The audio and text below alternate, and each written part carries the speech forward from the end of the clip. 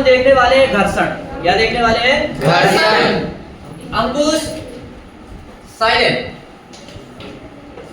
और अपना काम करो। देखो घर्षण देखने वाले हैं और ये आज हमारा पीसीएम का सेकंड अध्याय है। फर्स्ट अध्याय में हमने क्या देखे थे? पदार्थ के गुण। पदार्थ के गुण में हमने बहुत सारी जानकारी देखी कि पदार्थ क्या होते हैं और उनको नापने तोलने के लिए कौन कौन सी इकाइयां हैं, और मात्रक भी देखे थे और कुछ राशियां भी देखे थे। व्युत्पन्न राशियां भी देखे थे, मूल राशियां भी देखे थे, व्युत्पन्न मात्रक, मूल मात्रक, ऐसे बहुत सारे प्रश्नों को हमने सॉल्व किए जो परीक्षा की दृष्टि से काफी महत्वपूर्ण है।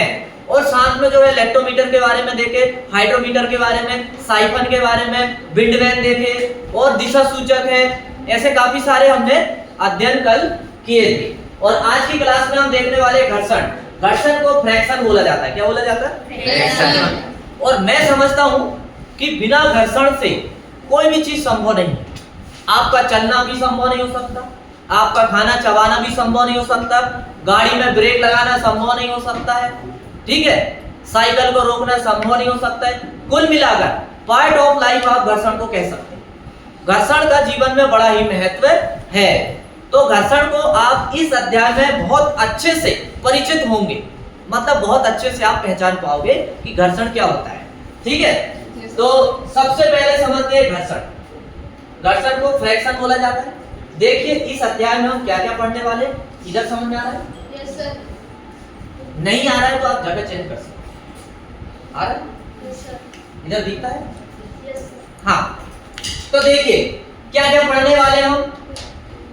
परिभाषा, घर्षण के प्रकार देखेंगे। पहले तो परिभाषा, घर्षण के प्रकार, घर्षण के क्या नियम होते हैं, घर्षण कोण देखेंगे, विराम कोण, घर्षण गुणांक, क्षैतिज तल और विधि व नंद तल विधि। दैनिक जीवन में घर्षण का उपयोग देखेंगे, जो पेपर में काफी आता है प्रश्न। लाभ एवं हानि भी देखेंगे और घर्षण को घटाने तथा बढ़ाने के उपाय भी देखेंगे। और सबसे महत्वपूर्ण क्या परीक्षा में क्या आता है?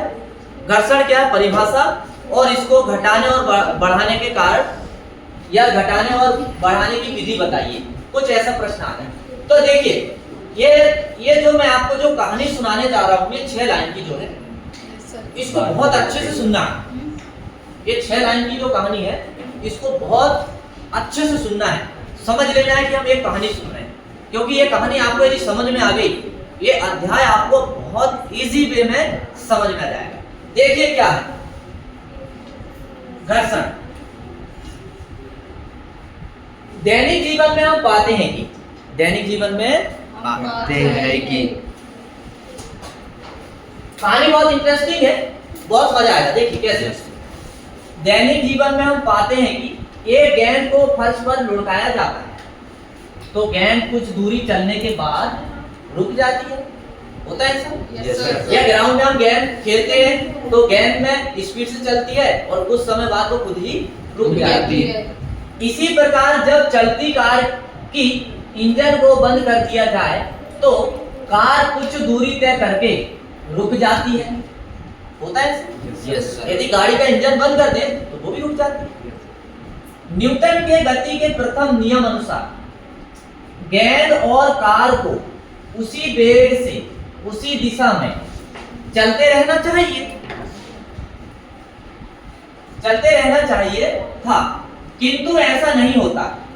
इसका कारण यह है कि जब गेंद फर्श पर लुढ़कती है या कार सड़क पर चलती है तो गति के विपरीत दिशा में एक मंद बल कार्य करता है। कौन सा बल कार्य करता है? मंद बल कार्य करता है, जिसे मंद बल को रिटार्डिंग फोर्स भी कहते हैं। इस गति विरोधी बल को भी क्या कहा जाता है? घर्षण कहा जाता है। क्या कहा जाता है? घर्षण बल का। घर्षण कहा जाता है। क्या ये कहानी थोड़ी सी समझ में आई? Yes sir. अभी और अच्छे से समझ में आएगी। देखिए कैसे। फिर से ये 2 लाइन परिभाषा है। परिभाषा में आप ये भी लिख सकते हैं, परिभाषा में ये 4 लाइन भी लिख सकते हैं, या आपको और छोटी लिखना है जो आपको सरलता से याद हो जाए तो आप ये 2 छोटी लाइन, ठीक। हालांकि ये बहुत अच्छी कहानी है, इसको आप बड़े आसानी से लिख भी सकते हैं और समझ भी सकते हैं। इस प्रकार जब एक वस्तु दूसरी वस्तु पर चलती है, यानी फर्श पर कोई गाड़ी मोटरसाइकिल चल रही है तो एक वस्तु दूसरी वस्तु के ऊपर चल रही नहीं चल रही? Yes, sir. या चलने का प्रयास करती है तो उनके संपर्क तलों के मध्य एक बल कार्य करने लगता है, तो उनके मध्य सापेक्ष गति का क्या करता है? विरोध करता है। क्या करता है? विरोध करता है। इस गति विरोध बल को घर्षण बल कहते हैं। क्या कहते हैं? इस गति विरोध बल को घर्षण बल। घर्षण बल कहते हैं। तो मैं सबसे पहले आपको कुछ आगे समझाने से पहले मैं आपको कुछ दिखाना चाहता हूं। ये देखिए, ठीक है, ये देखिए, बहुत ध्यान से देखिएगा। जो मैंने आपको अभी यहाँ ऊपर कहानी सुनाया था वो कहानी पूरी यहाँ आपको दिख रही है। देखिए, एक फर्श में गेंद लुढ़क रही है। Yes, sir. किस दिशा में लुढ़क रही है? इधर Yes, sir. नहीं, सॉरी, इस दिशा। देखो ऊपर तीर का निशान, गेंद का फर्श पर लुढ़क, देखो लुढ़क रही है। Yes, sir. देखो इधर की ओर चल रही है, ऊपर दिख रहा है इधर की ओर चल रही है, तीर का निशान इधर है, मतलब ऐसे चल रही है। तो इसी के विपरीत क्या कुछ एक लाइन आपको दिख रही, तीर का निशान? Yes, sir. तो क्या होता है दैनिक जीवन में, मान लीजिए ये गेंद लुढ़क रही है, तो ये गेंद का एक फर्श और भूमि का एक फर्श, इन दोनों के बीच में क्या एक बल काम करता है? कौन क्या करता है? एक बल काम करता है। तो वो बल क्या करता है? जब कोई वस्तु आगे जा रही है लेकिन वो बल जो है उसका विपरीत काम करता है, वो उसको पीछे खींचने का काम करता है। क्या करता है? पीछे खींचने का काम करता है। और ऐसे बल को क्या कहते हैं? घर्षण बल कहते हैं। क्या कहते हैं? घर्षण बल। घर्षण बल कहते हैं। तो देखिए, गेंद लुढ़क रही थी, लुढ़कते लुढ़कते जा रही थी, लेकिन क्या हुआ? इसकी स्पीड कम क्यों हुई? इसकी स्पीड कम होने के कारण क्या है? क्योंकि इसके विपरीत एक हमें जो दिखाई नहीं दे रहा है ऐसा बल काम कर रहा है, और वो बल को क्या कहते हैं? हम घर्षण बल कहते हैं। क्या कहते हैं? घर्षण बल कहते हैं। तो इसी कारण कुछ समय बाद गेंद लुढ़केगी, जब तक उसकी अच्छी स्पीड रहेगी, लेकिन ये बल खींचेगा तो एक समय ऐसे आएगा कि गेंद जो है उस बल के दबाव के कारण रुक जाएगी। क्या होगा? रुक जाएगी।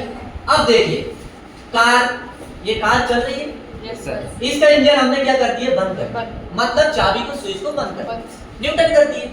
क्या कर दिए? न्यूटन। न्यूटन कर दिए। अब लुढ़क रही है, देखिए लुढ़क रही है, इसकी इधर की गति जा रही है, लेकिन कुछ समय चलेगी तो हो क्या रहा है? ये जो कार का चाक दिख रहा है नीचे, इसकी तली और ये भूमि, इन दोनों के बीच में एक बल कार्य कर रहा है जो हमें दिखाई नहीं दे रहा है। जो एक बल कार्य करता है जो हमें दिखाई नहीं दे रहा। तो ये कार तो इस साइड जा रही है, लेकिन वो बल क्या कर रहा है? इस कार को इधर खींचने का प्रयास कर रहा है। क्या कर रहा है? इधर खींचने का प्रयास कर रहा है। तो एक समय ऐसा आएगा, इसकी स्पीड कम होगी, किसके कारण? घर्षण बल के कारण। तो कार थोड़ी दूर चलेगी और क्या होगा? रुक जाएगी। क्या होगा?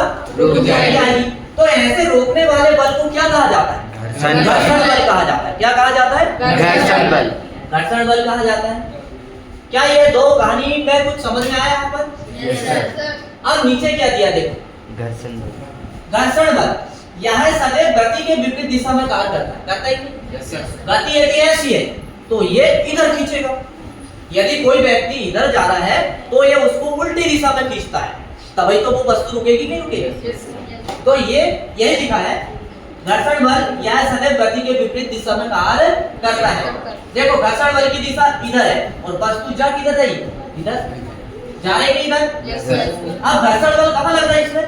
ये जो काला आपको दिख रहा है यहाँ, Yes, sir. ये वस्तु और ये धरती, इन दोनों के बीच में जो काला भाग दिख रहा है नहीं, तो ये काला ही भाग में घर्षण बल कार्य कर रहा है। क्या कर रहा है? घर्षण बल कार्य कर रहा है। अब देखिए, घर्षण का कारण क्या देखना है? घर्षण का कारण। ये घर्षण बल लगने का कारण क्या है? देखो, दो सतहों की सूक्ष्म उभार एक दूसरे में फंसे रहते हैं, मतलब खड़बिड़ा होना। दो सतह यदि खड़बिड़ी रहती है तो वहां पर ये अपने आप कार्य करता है, लेकिन जब यदि दोनों सतह चिकनी है तो ये कार्य फिर करना कम कर देता है। इसीलिए हम कभी कभी देखते हैं, यदि हमारे जूते की नीचे की सोल एकदम चिकनी हो जाए तो क्या होता है? हमारे पैर एकदम धड़ाम से स्लिप हो जाते हैं। क्यों? क्योंकि भूमि में घर्षण तो है, लेकिन जूता तो एकदम चिकना हो गया। हो गया कि नहीं? मतलब जूते में यदि घर्षण खत्म हो गया तो फिर क्या होगा? जूता स्लिप हो जाएगा, क्योंकि घर्षण तो कार्य कर ही नहीं रहा। लेकिन जूता यदि नया है और सोल नहीं है और भूमि में हम चल रहे हैं तो भूमि में भी घर्षण रहता है, मतलब इस तरह का बना हुआ रहता है। ये दिख रहा है आपको? क्या भूमि एकदम चिकनी होती है? ऐसे खड़बिड़ी रहती ना, भूमि खड़बिड़ी, हमारा जूता की सोल खड़बिड़ा, तो ये दोनों मिलकर ऐसे चिपक के चलेंगे तो वहां पर क्या है, घर्षण बल ज्यादा कार्य करेगा और हम गिरने से क्या होंगे, बच जाएंगे। तो कुछ इस तरह से हम कहानी समझ सकते हैं। क्या ये कहानी आपको कंफर्म हुई? किसी को कोई डाउट तो नहीं है? बहुत आसान है, घर्षण बल में कुछ ऐसा कुछ नहीं है। घर्षण बल बड़ा सीधा सा है। ये बताता है कि भाई यदि कोई दो वस्तु चल रही है एक के ऊपर एक, तो वो दो वस्तु के बीच में एक बल लगता है जो हमें दिखाई नहीं देता है। तो वो क्या काम करता है, यदि वस्तु उत्तर की दिशा में जा रही है तो वो बल जो है उसे दक्षिण की दिशा में खींचता है। क्या करता है? दक्षिण की दिशा में खींचता है, मतलब विपरीत कार्य करता है। मतलब क्या होता है? विपरीत कार्य करता है। अब यहां पर क्या दिया, देखिए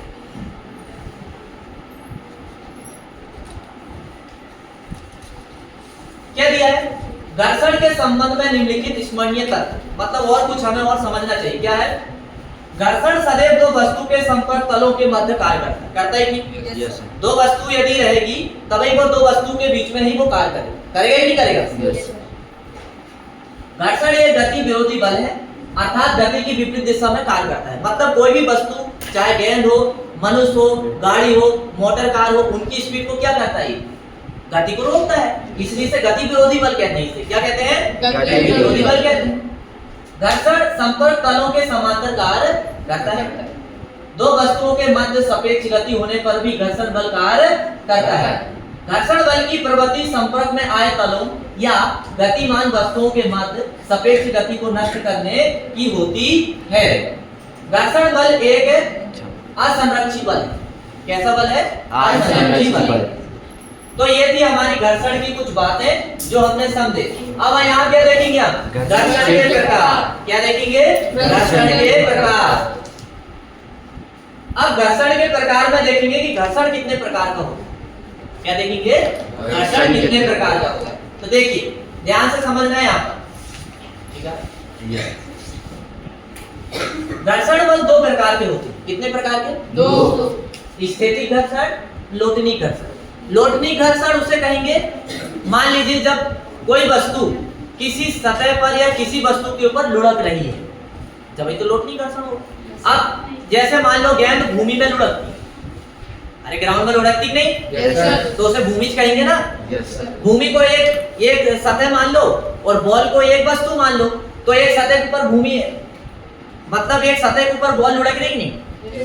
तो जब कोई वस्तु ऐसी किसी सतह के ऊपर लुढ़क कर चलती है तो ऐसे घर्षण को क्या कहते हैं? लोटनी घर्षण कहते हैं। क्या कहते हैं? लोटनी घर्षण। लेकिन स्थितिक घर्षण में क्या रहता है, जब कोई ये वस्तु रखी है, मान लीजिए टेबल, क्या है ये? टेबल। और एक वस्तु रखी, पुस्तक, क्या रखी?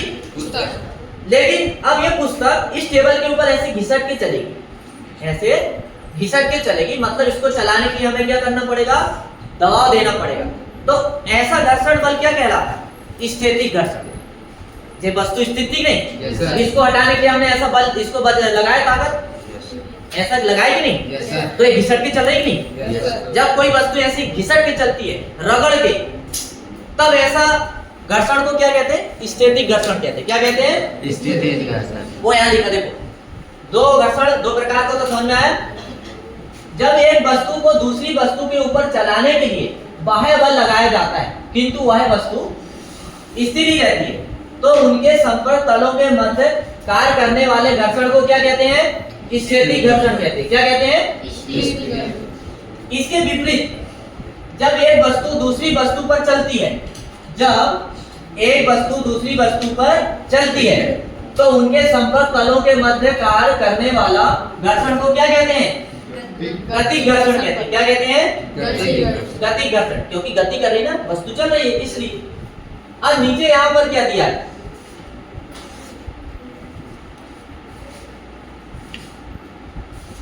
घर्षण के प्रकार देखिए, क्या देखते हैं? घर्षण के प्रकार।